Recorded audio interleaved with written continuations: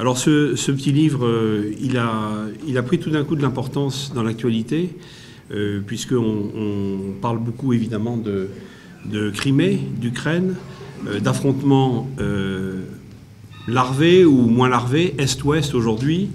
On parle aussi beaucoup d'Europe. Quelle Europe? Alors vous me direz, quelle Europe est-elle morte à Pristina? On pourra en parler. J'ai mon avis là-dessus. Mais cette Europe qui vient d'élire un nouveau Parlement, avec des nouveaux équilibres, où je pense que l'européisme béat fait place à un certain nombre d'interrogations aujourd'hui. Quelle est donc cette Europe un petit peu administrative, technocratique, qui est celle de Bruxelles et qui entend imposer sa loi aux pays européens en particulier, mais pas qu'aux pays européens, aussi à nos voisins et je pense au plus important d'entre eux aujourd'hui, qui est la Russie, avec laquelle je pense que l'Europe, la vraie Europe, a un vrai avenir à construire. Alors pourquoi ce livre? Donc vraiment pour participer un peu, très modestement, ça n'est pas un gros livre parce que je ne suis pas un écrivain. Il faut que je montre, voilà, donc je le remontre.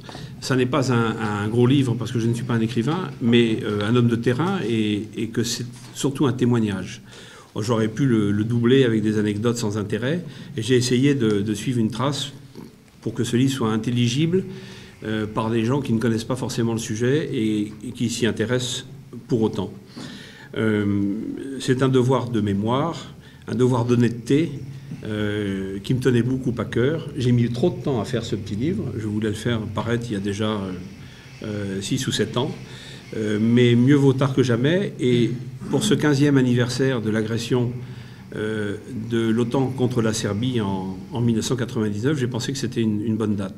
Je n'imaginais pas qu'il y aurait tous ces événements conjoints qui viennent de se dérouler et qui lui donnent une connotation particulière. C'est aussi un devoir de justice par rapport à ce que nous avons perçu sur le terrain de profondes violations, si vous voulez, à la fois des principes du droit international, et je pense qu'on y reviendra après, et aussi de la violation d'une amitié séculaire entre la France et la Serbie, et à laquelle je tiens beaucoup personnellement.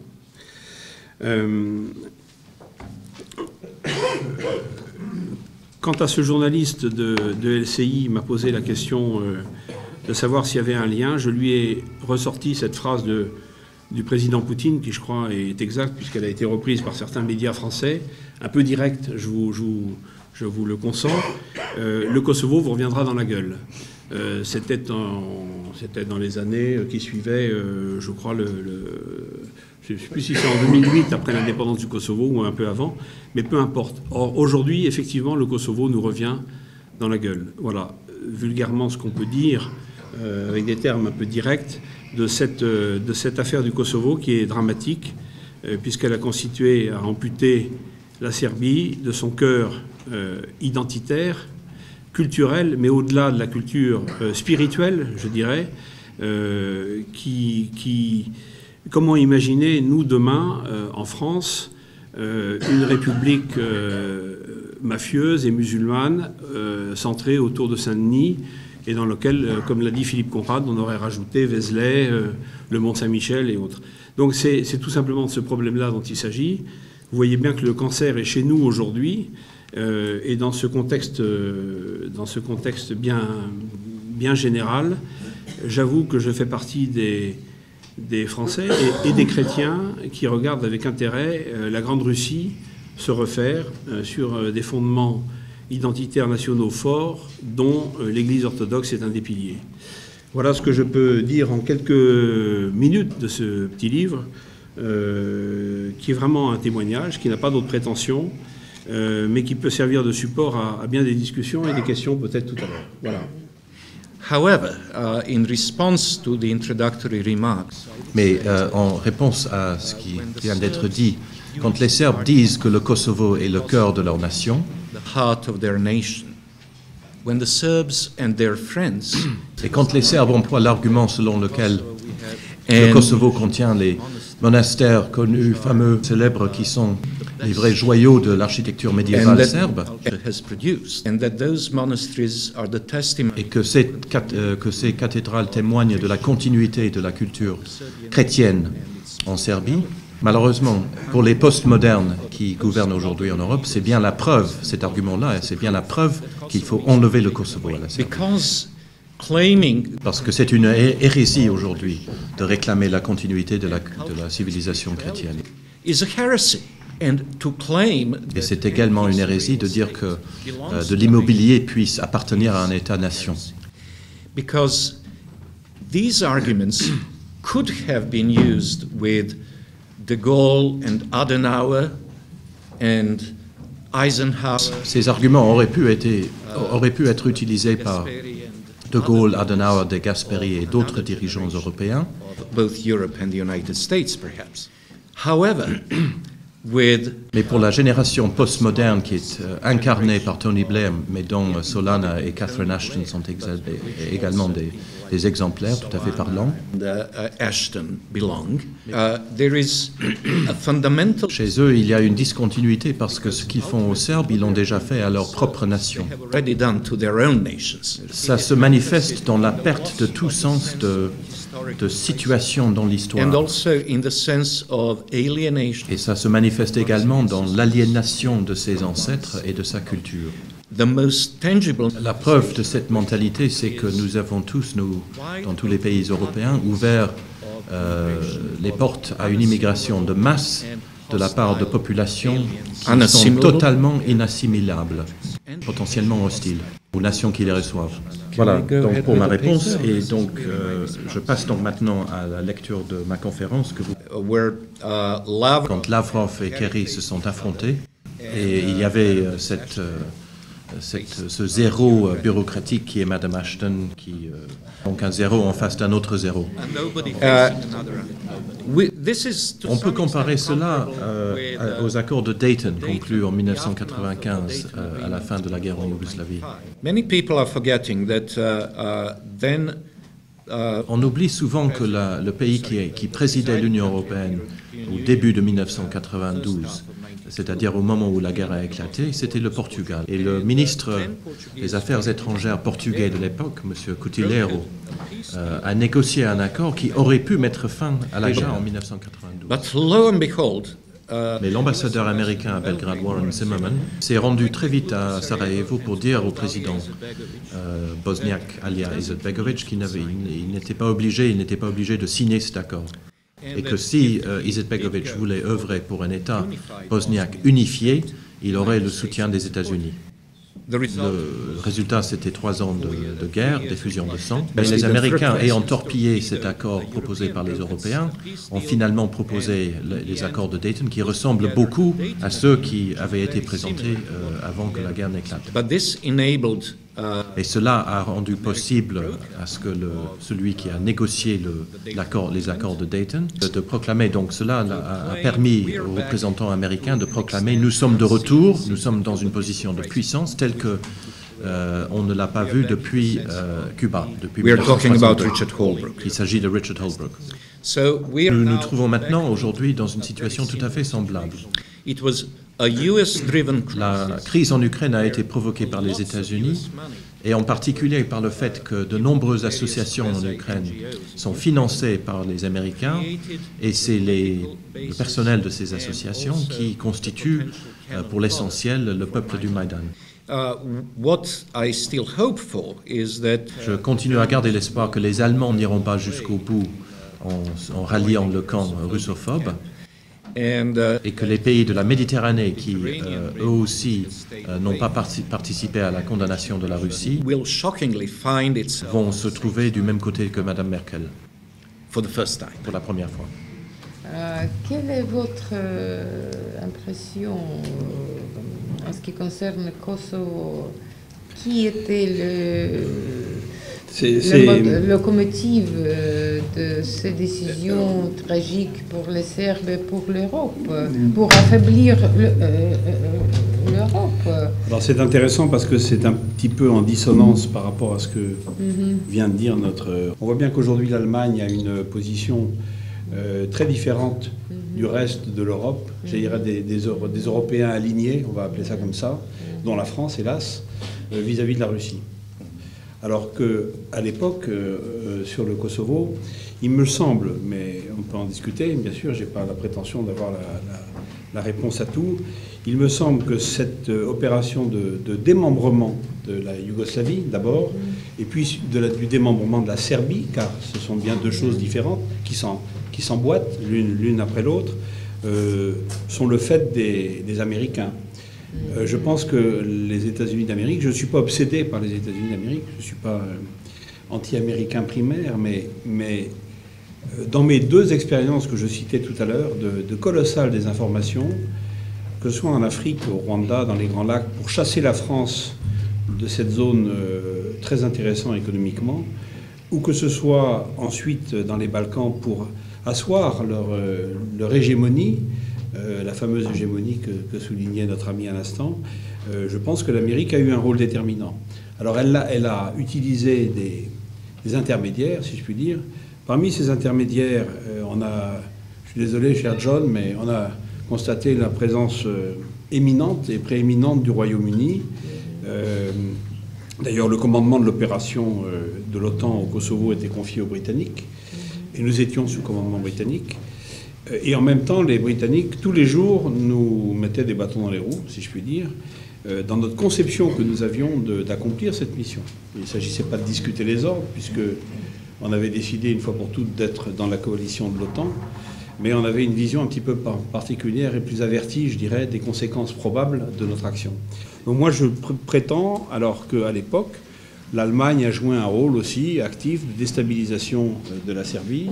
Il est de notoriété publique que les services allemands, mais peut-être pas que les services allemands, hélas, ont contribué à déstabiliser le Kosovo. Voilà. J'apprécie beaucoup John Laughlin et l'IDC, et j'ai déjà participé à un certain nombre d'activités avec eux. Et je crois que c'est un combat qui est important pour notre civilisation, comme je viens de le dire. Alors, vous avez dû observer que dans les grands médias, comme Le Monde, Le Figaro, Libération, et aussi le personnel politique, on a tendance à dire, oui, évidemment, sur le plan géopolitique, vous avez raison, il y a des forces en présence ou antagonistes, mais Poutine a violé le droit international public, Poutine a violé les traités, même le prince Charles, je regrette que, comme dit le président Poutine, c'est pas une attitude très royale, il a tort de regarder trop la télévision, le prince Charles. Il faudrait lui demander de venir un peu ici, en compagnie de son sujet John Laughlin, il apprendrait beaucoup de choses. Alors voilà, ça c'est la vulgate qu'on entend, nous avons le droit de notre côté. Eh bien, je vais vous montrer que les choses ne sont pas aussi simples. Alors évidemment, le droit, c'est quelque chose d'un petit peu austère, mais je vais vous parler un peu de ce fameux droit des peuples à l'autodétermination, qui semble être un droit à contenu variable, à géométrie variable, parce que tantôt on vous le jette à la figure, et tantôt au contraire on vous dit qu'il n'a plus de raison d'être. Alors essayons de faire un peu la lumière sur cette question. D'où vient ce principe de droit des peuples à l'autodétermination ? On a toujours tendance à croire que c'est la Révolution française qui a inventé ce droit. Et en réalité, on s'est aperçu que c'était beaucoup plus ancien, que ce droit était contenu déjà en germe dans la civilisation chrétienne. Alors, normalement, le principe d'intangibilité interdit de remettre en question les frontières, les souverainetés. Aucun groupe humain ne peut se proclamer autonome en dehors des traités, en dehors de la renégociation des traités. Et la notion de peuple est elle-même figée par le droit international public et par les traités existants. Aucun groupement ne peut se proclamer peuple par lui-même. Par exemple, ici, on ne peut pas se proclamer peuple de la rue de Varennes. Ça n'aurait aucune valeur juridique. Alors évidemment, les traités peuvent être modifiés, mais uniquement par la voie contractuelle, avec l'accord de toutes les parties. Mais évidemment, le problème, c'est quid lorsque le traité a été négocié sur des bases injustes ou sur des bases inéquitables ou sur des bases déséquilibrées, ce qui est le cas du mémorandum de Budapest qui a arraché l'Ukraine à l'Union soviétique en 1994, ce qui était déjà le cas du traité de Versailles en 1918. Lorsque le traité a été établi sur des bases, on va dire, instables ou injustes, il est évident que l'ordre international s'en trouve ipso facto affaibli. Kiev, c'est l'OTAN, ce sont les États-Unis, ce sont les Européens. C'est-à-dire que ce qui fait obstacle à une solution négociée de type fédéral à la Suisse, c'est précisément la volonté de puissance, la volonté hégémonique de ceux qui se croient les détenteurs du bien sur terre, qu'on a fustigé tout à l'heure. De telle sorte que la mer s'agite de plus en plus. La mer s'agite et on va vers la situation numéro 2, celle dans laquelle le principe d'intangibilité va être débordé par le principe d'autodétermination. Et le droit, à ce moment-là, va devoir reconnaître la nouvelle donne, va devoir reconnaître la rectification des frontières lorsqu'interviennent des circonstances exceptionnelles. Et on peut en dénombrer 3. Il y a le risque de guerre civile et de massacre des populations. Il y a l'existence de liens historiques et culturels avec un autre État. Et il y a la violation délibérée par certains États du droit international. L'existence de liens historiques, culturels et linguistiques avec un autre État. Il est évident qu'en présence de liens historiques très forts entre la partie sécessionniste et un autre État voisin auquel elle veut être attachée, on a un élément supplémentaire très important. Alors je vous donne un exemple. En 1918, quand la France, la République française, a annexé, je fais exprès d'utiliser ce mot choquant, entre guillemets, pour vous montrer à quel point c'est choquant, a annexé l'Alsace et la Lorraine, je ne crois pas qu'il y ait eu de référendum. Lorsqu'en 1990, la République fédérale allemande a annexé l'ancienne RDA, il n'y a pas eu de référendum. Donc, tout simplement parce que ces provinces retournaient dans le giron de la mère patrie, ce qui a été exactement le cas de la Crimée il y a quelques semaines, qui est retournée logiquement à la mère patrie, à l'Empire russe, puisqu'on sait très bien que la Crimée a toujours appartenu à la Russie, depuis Catherine de Russie, que de toute manière la population était russe à 80% ou 90%, et que c'est à la suite de réaménagements purement internes liés à Khrouchtchev que la Crimée avait été donnée à l'Ukraine dans des circonstances tout à fait bureaucratiques, mais qui n'avaient aucune importance sur le plan de la politique internationale à cette époque. En ce qui concerne le reste de l'Ukraine, eh bien, on peut dire qu'il en va tout de même de même. Il y a une bonne partie de l'Ukraine qui a appartenu toujours à la Russie, en particulier l'Est de l'Ukraine. De même, d'ailleurs, qu'il y a une bonne partie de l'Ukraine qui a appartenu jadis à l'ancien empire austro-hongrois, en particulier toute la Galicie. Donc, là encore, la raison, c'est de laisser ces parties rejoindre leur port d'attache initial pour pacifier les choses, parce que là aussi on évitera une guerre civile. Il est quand même plus raisonnable de se séparer à l'amiable que de se séparer dans un bain de sang. Je crois que c'est le bon sens qui doit l'emporter. Alors, plutôt que d'avoir une guerre civile en Ukraine qui fait plusieurs millions de morts, il vaut mieux que les Galiciens qui adorent les Allemands et qui ont des nostalgies avec le régime allemand, qu'ils retournent vers l'Union européenne et les Allemands qu'ils aiment tellement. Et puis, puisque la partie russophone aime beaucoup les Russes, qui retournent avec la Russie. Puis, s'il le faut, pourquoi pas une partie centrale qui serait indépendante. Mais il y a des moments où il faut quand même être raisonnable et voir la réalité telle qu'elle est. Alors, ces liens privilégiés avec un autre État, on voit qu'ils sont très forts dans le cas de l'Ukraine. D'ailleurs, en fait, on se pose la question de savoir même si l'Ukraine est un véritable État. C'est une question qui s'est posée tout à l'heure. Bien, je conclus. Alors, le principe d'autodétermination est donc en ce moment en phase de l'emporter sur le principe d'intangibilité, sur le plan juridique. Parce que là, toutes les conditions sont réunies. Vous avez le risque de guerre civile, vous avez des liens historiques très forts, culturels et linguistiques, et vous avec un autre État, la Russie, et vous avez la violation ancienne et délibérée par les puissances occidentales d'un certain nombre de principes du droit international public. La carte de l'Ukraine post-soviétique, les territoires des couleurs différentes sont les étapes, comment ce territoire était composé par la Russie. C'est le territoire originaire qui a créé, qui, avec Bogdan Khmelnytsky, qui est entré l'État russe tout le reste était sous la Pologne, sous l'Autriche et l'Autriche-Hongrie après, avec la Galicia.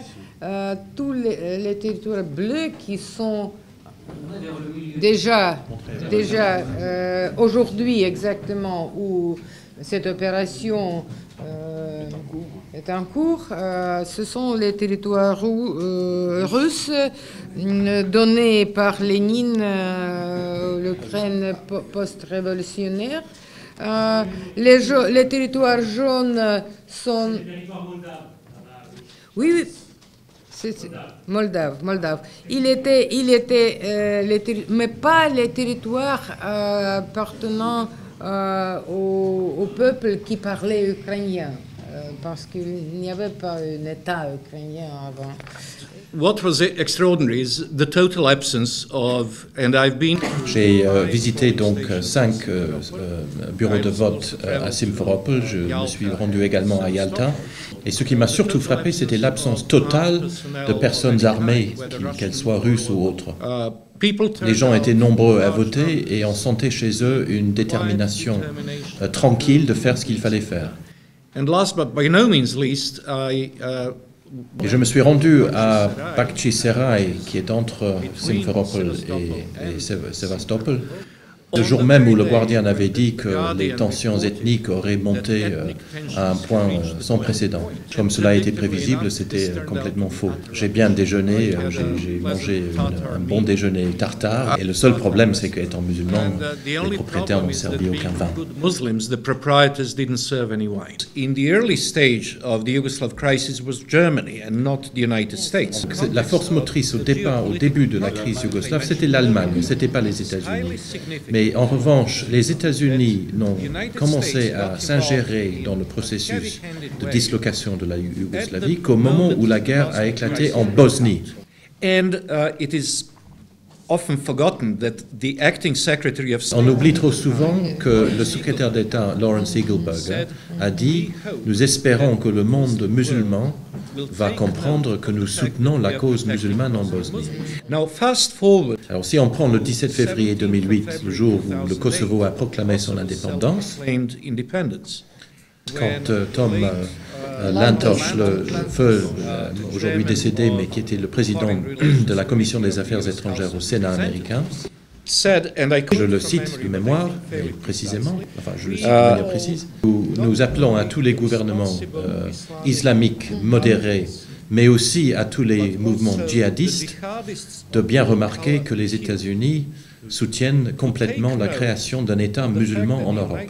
Yet another. Encore un État musulman. Behind the creation of another Muslim state in Europe, by which he meant Il voulait dire, bien beyond évidemment, en plus de la Bosnie, mais qui en fait n'a pas de majorité musulmane. Je voudrais dire ce qui s'est passé quand une délégation serbe est allée voir Lantos et quand elle a commencé à évoquer les massacres commis par les Ustashi. The leader of that delegation was Le chef de cette délégation, Madame Delic, quand elle a évoqué les massacres des He said with perpétrés par his les Hungarian Ustashi, accent, il a dit avec son accent, dans son accent "Oh, hongrois, come on, Helen, it was such a long time ago." C'était quand même il y a bien longtemps.